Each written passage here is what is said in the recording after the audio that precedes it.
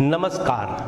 आज के व्याख्यान में आप सभी का स्वागत है। मैं डॉक्टर दीपक कुमार सिंह, प्रवक्ता रसायन, राजकीय जुबली इंटर कॉलेज गोरखपुर। आज के व्याख्यान में हम कक्षा 11 विषय रसायन विज्ञान अध्याय 5 द्रव की अवस्थाएं को पढ़ेंगे। इस अध्याय को हमने 3 भागों में विभक्त कर रखा है। आज के व्याख्यान में हम भाग 1 प्रारंभ करने जा रहे हैं। तो आइए देखते हैं भाग 1 के व्याख्यान के महत्वपूर्ण चर्चा के बिंदु, जैसे द्रव के स्थूल गुण, वंडरवाल बल, हाइड्रोजन आबंध, द्रव की अवस्थाएं, गैसीय अवस्था तथा बायल का नियम। तो बच्चों, आइए आज का व्याख्यान प्रारंभ करते हैं। द्रव की अवस्थाएं।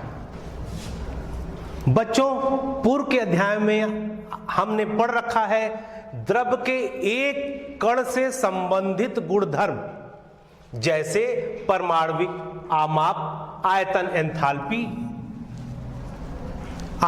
एंथैल्पी, इलेक्ट्रॉनिक आवेश घनत्व, आणविक आकार, ध्रुवता इत्यादि। परंतु आज के अध्याय में हम देखेंगे, हम समझेंगे द्रव के स्थूल गुण, वे गुणधर्म जो बड़ी संख्या में एकत्रित अणुओं, परमाणुओं, आयनों के समूह से संबंधित होते हैं। कलेक्टिवली बहुत सारे अणु होंगे, समूह में बहुत सारे परमाणु होंगे या बहुत सारे आयन होंगे, उनके द्वारा प्रदर्शित गुणधर्म को हम कहते हैं द्रव के स्थूल गुण। जैसे द्रव का सिर्फ एक अणु नहीं अपितु इनका समूह उबलता है। कोई एक अणु का व्यवहार नहीं है, बहुत सारे अणु होंगे। जब उनको आप उबालेंगे तो सारे अणु साथ साथ उबलते हैं। इस गुणधर्म को हम कहेंगे स्थूल गुणधर्म। दूसरा, गीला करने का गुण जल के अणुओं के समूह का होता है, ना कि किसी एक अणु का। जल बर्फ के रूप में ठोस होते हैं, परंतु द्रव अवस्था में तरल, जल वाष्प अथवा भाप के रूप में गैसीय अवस्था में रहते हैं। जल वाष्प अथवा भाप के रूप में गैसीय अवस्था में रहते हैं। कौन? जल, H2O। बर्फ, जल तथा वाष्प के भौतिक गुण भिन्न भिन्न होंगे। तीनों ही अवस्थाओं में जल का रासायनिक संगठन H2O ही होगा। ये हो गए जल के तीनों अवस्थाओं की बात। आइए आगे देखते हैं। पदार्थ की अवस्था निर्धारित करने वाले कारक, वो कौन से कारक हैं जिनके आधार पर हमारे पदार्थ की अवस्था निर्भर करती है। जैसे अंतरा आणविक बलों की प्रकृति, अंतरा आणविक बलों की प्रकृति पर निर्भर करेगा।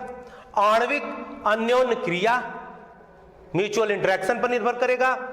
कणों की गति पर, ऊष्मीय ऊर्जा के प्रभाव पर भी, हमारे पर भी पदार्थ की अवस्था निर्भर करती है। आइए देखते हैं अंतरा आणविक बल। परमाणुओं अथवा अणुओं के मध्य आकर्षण एवं प्रतिकर्षण बलों को अंतरा आणविक बल कहते हैं। जोहानन वंडर वाल के सम्मान में इसे वंडरवाल बल कहते हैं।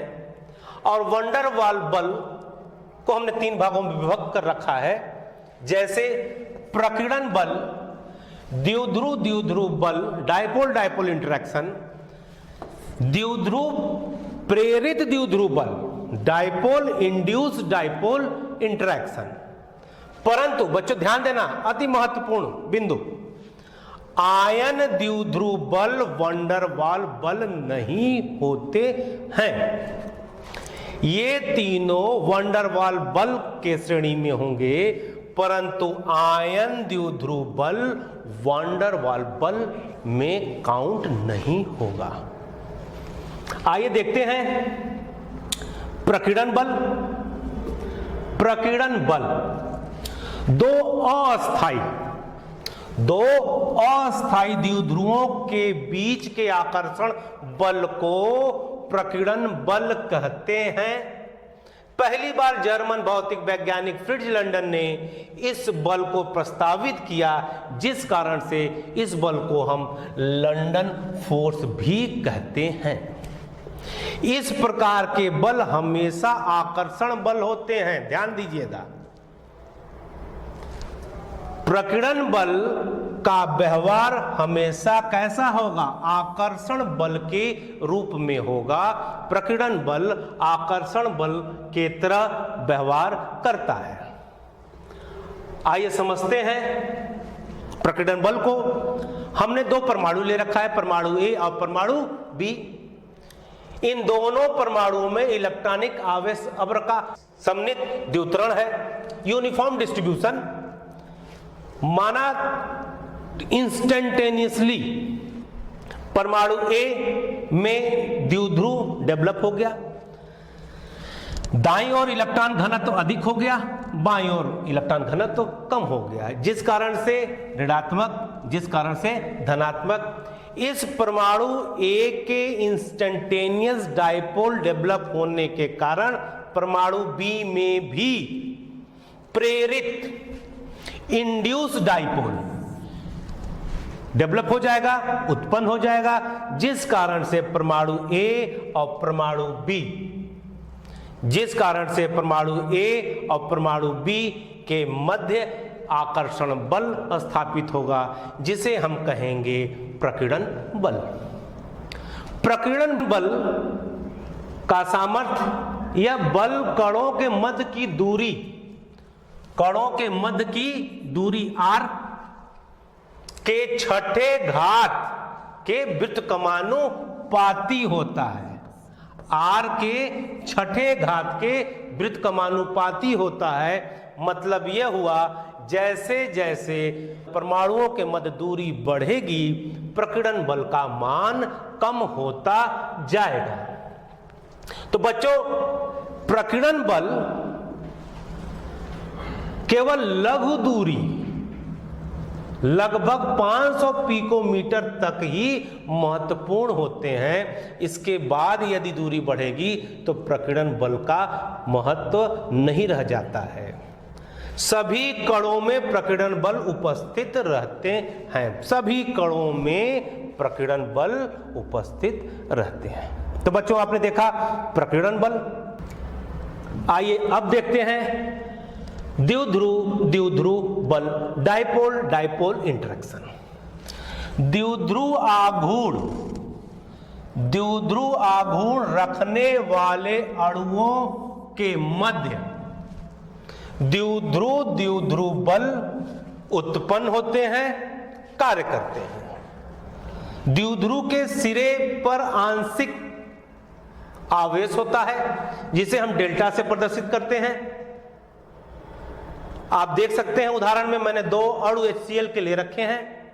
HCl के क्लोरीन पर आंशिक ऋणात्मक आवेश, हाइड्रोजन पर आंशिक धनात्मक आवेश, और ये जो आंशिक आवेश होगा सदैव इकाई इलेक्ट्रॉनिक आवेश 1.6 गुणे 10 के घात -19 कूलम से कम होता है। उदाहरण में मैंने दो HCl के अणु ले रखे हैं। इनके बीच द्विध्रुव बल स्थापित होते हैं। क्लोरीन का आंशिक ऋणात्मक आवेश हाइड्रोजन के आंशिक धनात्मक आवेश के बीच आकर्षण होता है और उत्पन्न होता है द्विध्रुव आकर्षण बल, डायपोल इंटरेक्शन। तो बच्चों, आपने देखा द्विध्रुव बल। आइए अब देखते हैं द्विध्रुव प्रेरित द्विध्रुव बल। अस्थाई द्विध्रुव रखने वाले तथा अस्थाई द्विध्रुव नहीं रखने वाले अणुओं के मध्य लगने वाले आकर्षण बल को द्विध्रुव प्रेरित द्विध्रुव बल कहते हैं। इस स्थिति में भी आकर्षण बल दोनों के मध्य की दूरी r के छठे घात के व्युत्क्रमानुपाती होता है या 1/r के घात 6 के समानुपाती होता है, जहां r दो अणुओं के मध्य की दूरी है। चित्र में देखते हैं, हमने ले रखा है एक अस्थाई द्विध्रुव ए बी पे आंशिक ऋणात्मक, ए पे आंशिक धनात्मक, एक ध्रुवित अणु है।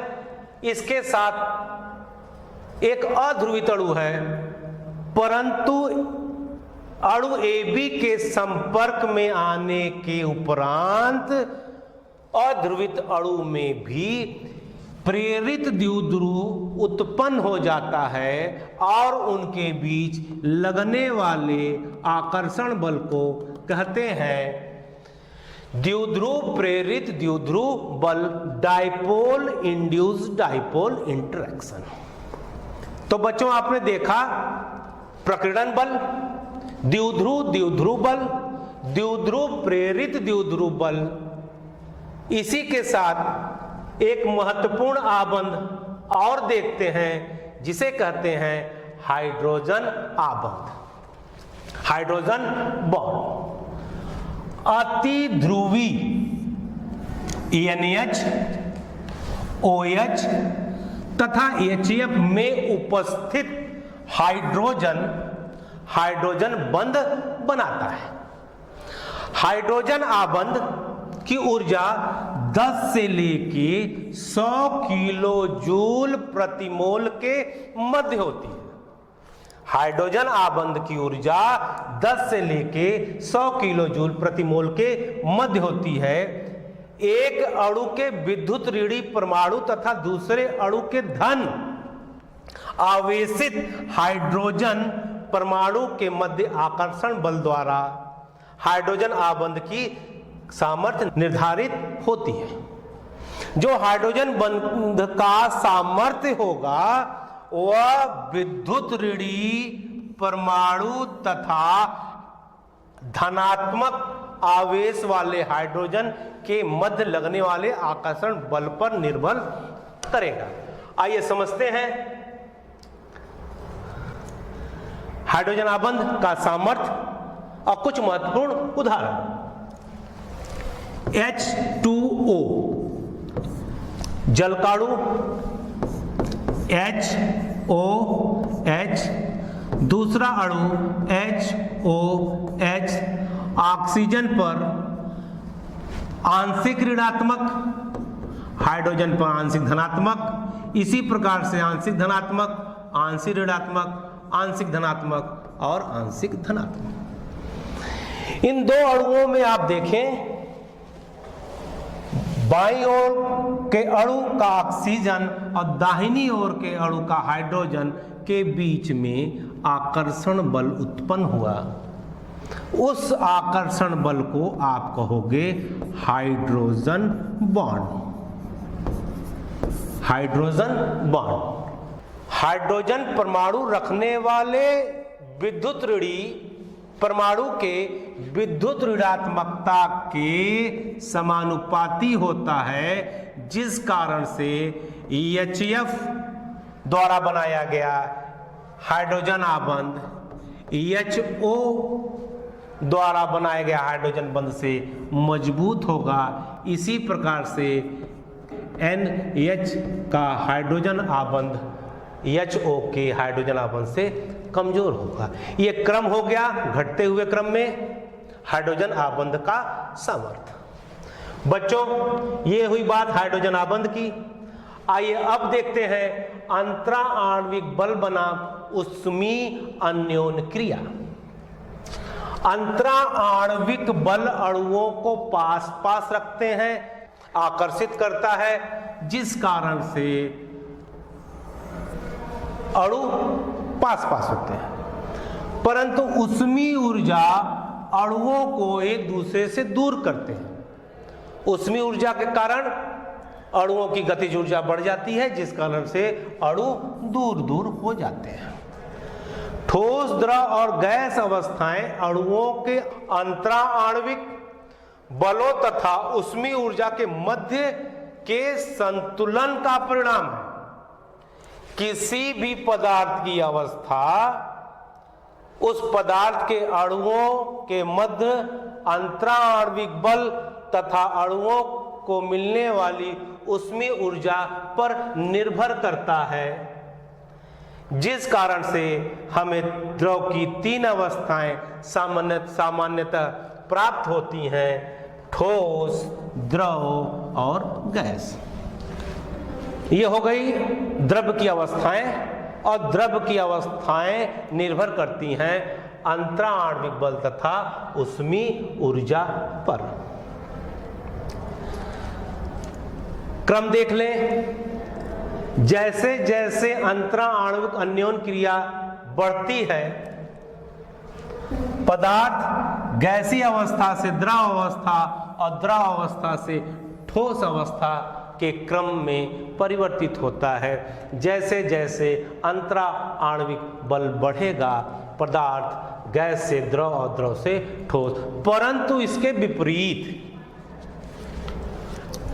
जैसे जैसे ऊष्मीय ऊर्जा पदार्थ की बढ़ती जाएगी, ठोस अवस्था द्रव अवस्था में परिवर्तित होगी और द्रव अवस्था गैस अवस्था में परिवर्तित होगी।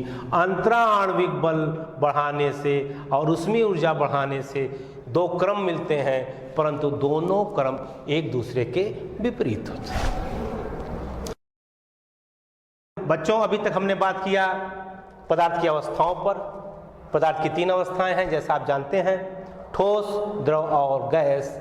आइए बात करते हैं गैसी अवस्था की। यह द्रव की सरलतम अवस्था होती है।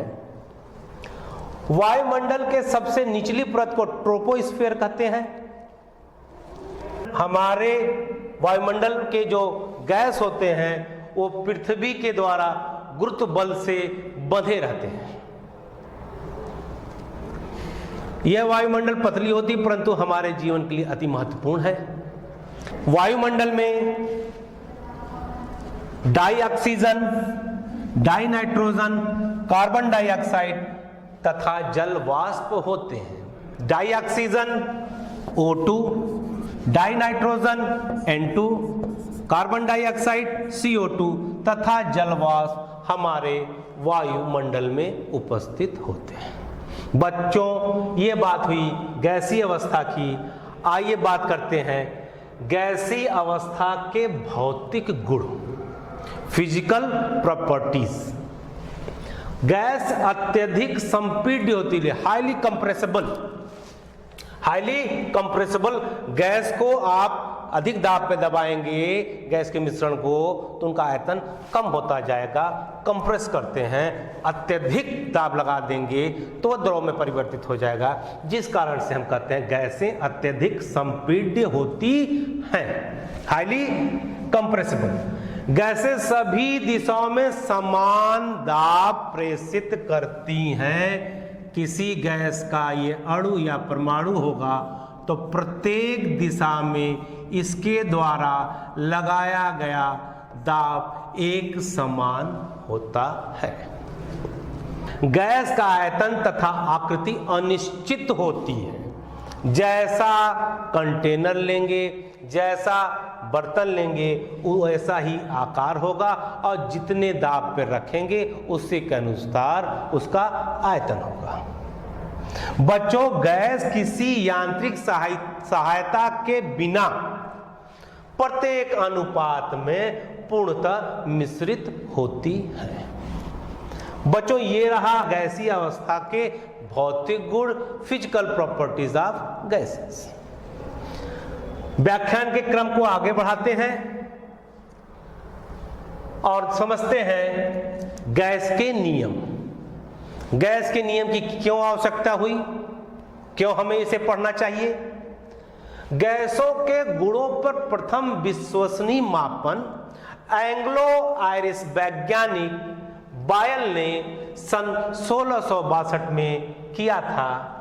इसी क्रम को बढ़ाते हुए जैक चार्ल्स गैलुस्के, आवागाद्रो तथा अन्य वैज्ञानिकों ने भी गैसीय अवस्था के बारे में अनेक सूचनाएं दी। बच्चों, गैस के नियम का पहला नियम बायल का नियम बहुत ही महत्वपूर्ण। इस नियम के आधार पर दाब और आयतन के मध्य संबंध स्थापित किया गया। क्या है यह नियम? स्थिर ताप पर गैस की निश्चित मात्रा का दाब उसके आयतन के व्युत्क्रमानुपाती होता है। व्युत्क्रमानुपाती होता है। यदि आप दाब बढ़ाएंगे आयतन कम होता जाएगा। जैसे कि आपने एक कंटेनर ले रखा है, आयतन है V1, प्रेशर लगाया P1, आपने दाब बढ़ा दिया जिस कारण से आयतन घट के क्या हो गया V2। क्या मतलब हुआ? आपने दाब बढ़ाया, आयतन कम हो गया। जैसा कि दिख रहा है, दाब और आयतन के मध्य व्युत्क्रम होता है, एक दूसरे के व्युत्क्रमानुपाती होते हैं। प्रेशर आयतन के व्युत्क्रमानुपाती हो गया स्थिर ताप तथा निश्चित मात्रा के लिए। तो हम लिख सकते हैं P बराबर K1। K1 एक समानुपातिक स्थिरांक है गुणे 1/V, गुणे 1/V। इसी समीकरण को हम ऐसे भी लिख सकते हैं PV = K1। PV = K1 क्या प्रदर्शित करता है? स्थिर ताप पर निश्चित गैस की मात्रा के लिए दाब तथा आयतन का गुणनफल हमेशा स्थिर रहता है, कांस्टेंट रहता है। PV = K1। ये भी बायल के नियम पे आधारित समीकरण है। PV = K1।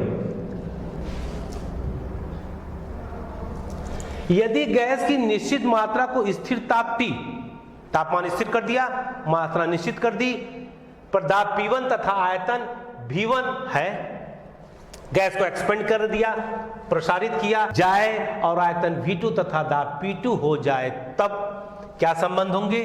P1V1 बराबर P2V2 बराबर स्थिरांक। अभी हमने बात किया कि दाब और आयतन के गुणनफल हमेशा कांस्टेंट रहेगा यदि ताप स्थिर हो, मात्रा निश्चित हो। ये हो गए बायल के नियम पर आधारित समीकरण। आंकिक प्रश्न हल करने के लिए इसी समीकरण को हम ऐसे लिख सकते हैं P1/P2 V2/V1। P1 प्रारंभिक दाब, P2 अंतिम दाब, V1 प्रारंभिक दाब, V2 अंतिम आयतन। बच्चों, इस समीकरण के आधार पर हम बहुत सारे आंकिक प्रश्न हल करते हैं। बच्चों, हम जानते हैं घनत्व, आयतन तथा द्रव्यमान में जो संबंध होता है D = m/V। लिख दिया। इसी क्रम को बढ़ाते हैं तो D1 = m/V1, D2 बराबर m/V2, V1 बराबर m/D1, V2 बराबर m/D2। V1 और V2 का मान ऊपर के समीकरण में रख देते हैं तो क्या प्राप्त होगा? P1/P2 बराबर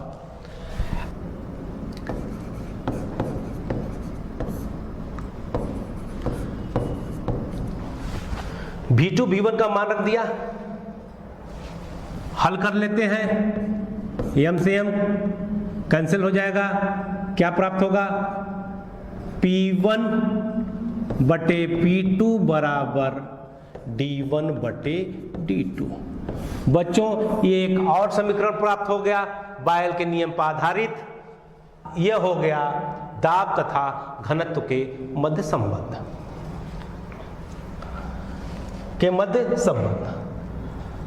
बच्चों बायल के नियम पर आधारित कुछ ग्राफ देख लेते हैं। पहला ग्राफ दाब P तथा आयतन तथा 1/b के बीच 1/v के बीच निरूपित करते हैं। एक सीधी लाइन प्राप्त होती है। जैसे जैसे v का मान कम करेंगे 1/v का मान बढ़ता जाएगा और एक सीधी रेखा प्राप्त होगी जो कि P तथा 1/v के बीच का संबंध है विभिन्न तापमान पर T1, T2, T3। इसी क्रम को बढ़ाते हैं, दूसरे ग्राफ में देखते हैं। जब दाब और आयतन के मध्य ग्राफ प्लॉट किया, निरूपित किया, तो हम देखते हैं जैसे जैसे आयतन बढ़ता है दाब क्रमशः कम होता जाएगा। आयतन बढ़ाने पर दाब कम होगा। यह ग्राफ 200 केल्विन, 400 केल्विन, 600 केल्विन अलग अलग तापमान पर निरूपित किया गया। बायल के नियम पर आधारित कुछ आंकिक प्रश्न करते हैं। बायल के नियम आधारित आंकिक प्रश्न। उदाहरण देखिए, 200 मिलीलीटर गैस को 300 केल्विन ताप पर संपीड़ित कर उसके दाब में 5% की वृद्धि करने पर उसका आयतन ज्ञात कीजिए।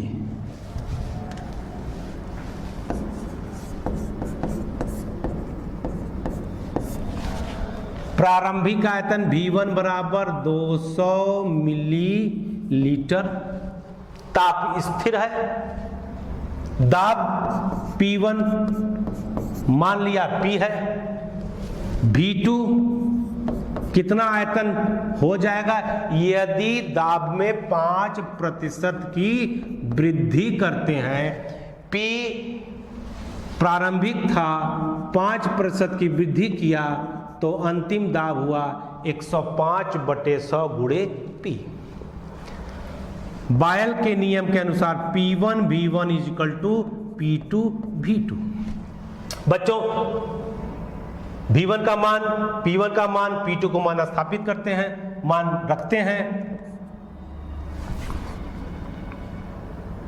P गुणे 200 बराबर 105/100 गुणे P गुणे V2।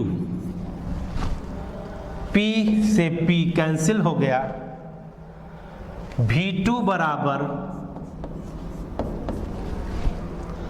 200 गुणा 100 बटे 105। बच्चों हल कर लेंगे,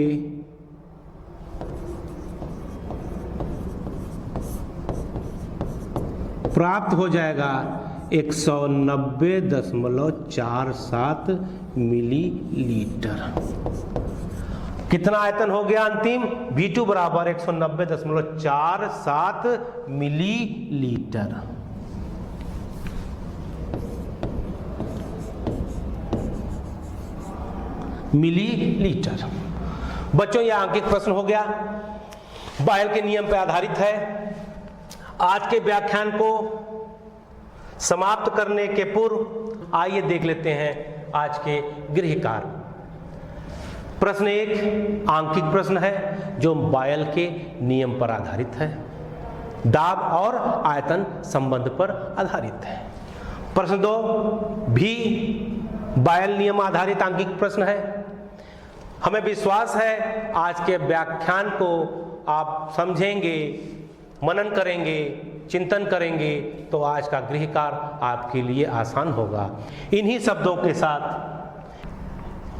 शब्दों के साथ आज के व्याख्यान को विराम देते हैं। धन्यवाद।